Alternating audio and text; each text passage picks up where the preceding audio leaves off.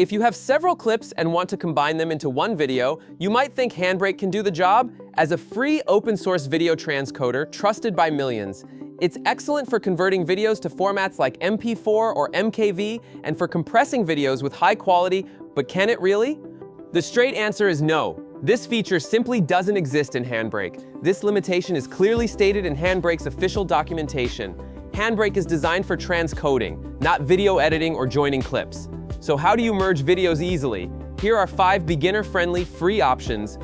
Option 1. WonderFox Free HD Video Converter Factory, an easy-to-use tool that extends beyond conversion, offering video merging with simplicity and efficiency.